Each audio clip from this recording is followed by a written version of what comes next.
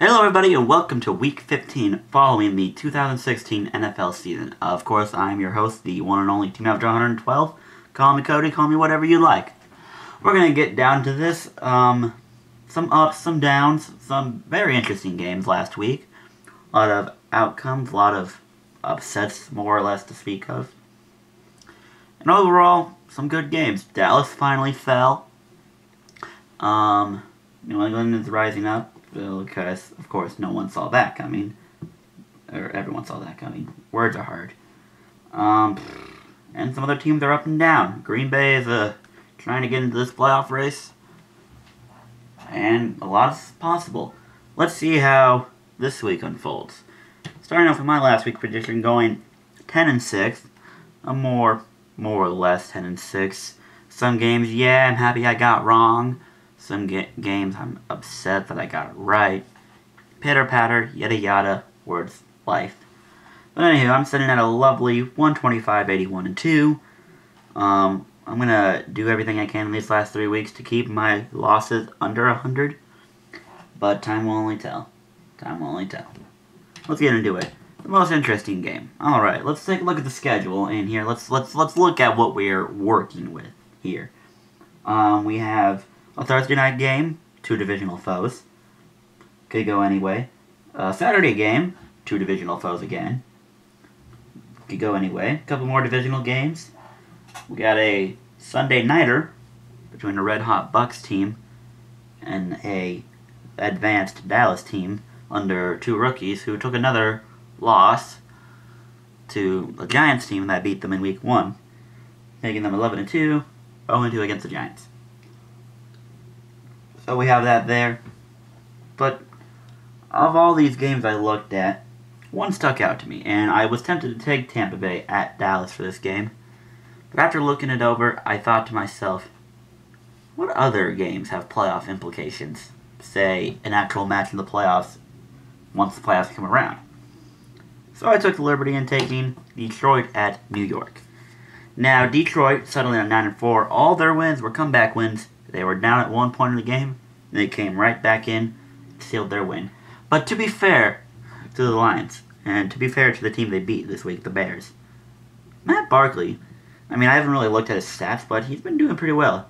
Take away a couple dropped passes, take away some other things, take away some penalties on their offensive line. This team, Matt Barkley could be 3-0 with some upsetting victories. Matt Barkley's done pretty well, so you got to give a man credit where credit is due. But then, that being said, he's also a part of a Bears team, so who hasn't done so hot in the last couple of years. So all about time and place. Time and place. Give him a team who could use a quarterback, not like an elite quarterback, but a decent quarterback, and they could be a relatively known team. But yeah, Matt Barkley, props to you, sir. Hope your future brings happiness. But as for the Lions and the Giants game, keep an eye out for this game. It could be a playoff game for all we know. We'll look into it later.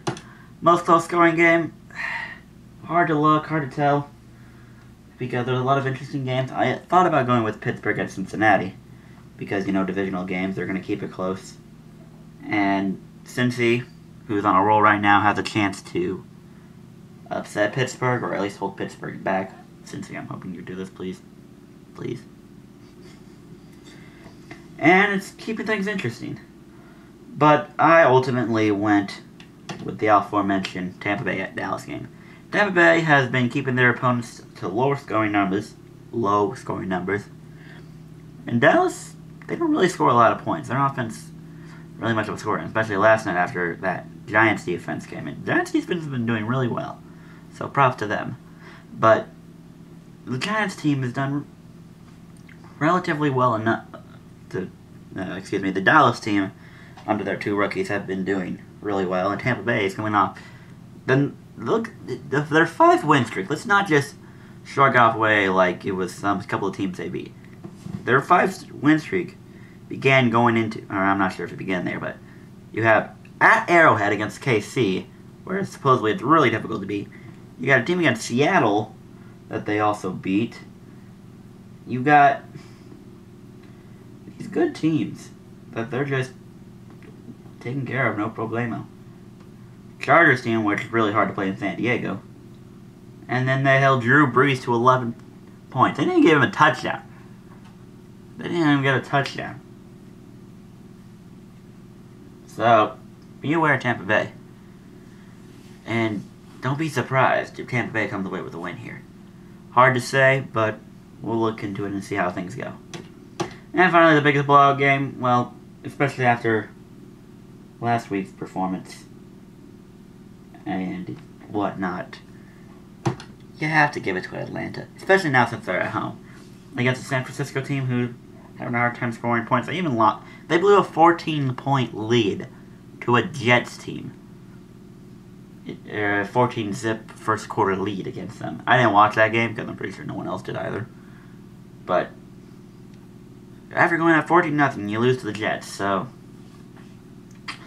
hard to trust San Fran, especially now at Atlanta, who Atlanta just put 42 points up on the Rams. And I like to argue the Rams are better than the Niners, even though the Niners beat the Rams in Week 1. I'm going to argue that case. But, yeah. Atlanta. 42 points. Don't be surprised. And here are my Week 15 predictions. Now, the thing that's going to jump out to you is I took the Rams over the Seahawks. Yes. I took the Rams over Seattle. A, probably because of stubbornness. But B, because the Rams always play Seattle very well. And they've won the last 3 meetings. Don't be surprised if it happens again. Well, you'll know. Jets over Dolphins, yeah, I might get some criticism over that, but they kept the Jets-Dolphins game was very close last time they played. And now it's at New York, where the Jets are hard to play, or at New Jersey. I don't know where the actual stadium is. MetLife. And the Dolphins also lost Ryan Tannehill. Now, Matt Moore, can't really say whether or not he's an upgrade or a D-grade. Downgrade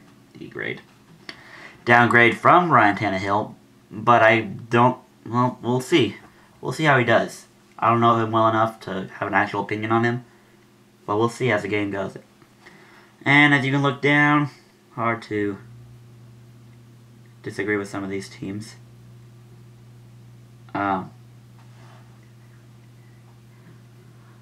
Yeah, and you'll find some of these games very surprising. Very hard to choose against.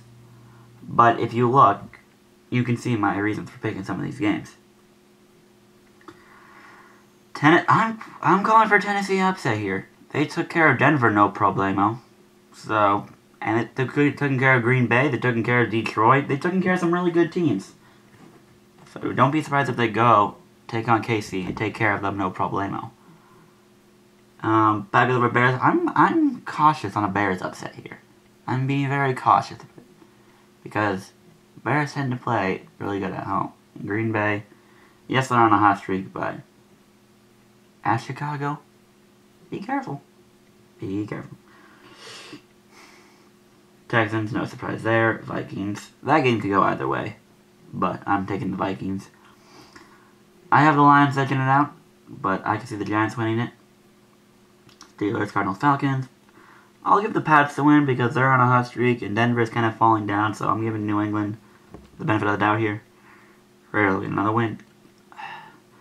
Taking the Cowboys now, but the Bucks do have a very good chance of winning this game. So don't be surprised if Tampa Bay does win that game. And then Panthers over Redskins. I don't trust the Redskins. The record can say whatever. I don't trust them. But props to Kirk Cousins. And Super Bowl 51 prediction. Yes, I'm going to keep it with the same thing. But again, and thanks to Gio to pointing this out for me. Dallas lost a game by 3 points to a divisional opponent on the road. It's not easy to play on the road. And the Giants are a good team. You have to really give them props for it. So I'm not going to notch Dallas down for this yet. And as close as I was to putting Oakland over New England, that lost to KC. I mean, yes, it was an away game for them against a divisional opponent, but it was hard. And New England put up a hard-fought game against my Ravens, so hard to say. But I'm going to keep it this way for now until I have a legitimate reason to believe that neither of these teams can do it. And now our playoffs. We're actually on to the playoffs in our league right now. Results from the last week, the final week. We already had the seeding, but to get games. And yeah, James beat me. My team decided to take a crap, like the Cardinals did week 17 last year.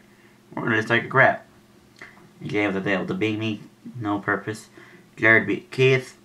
Jared had Le'Veon Bell, by the way. So, there's his reason for high scoring.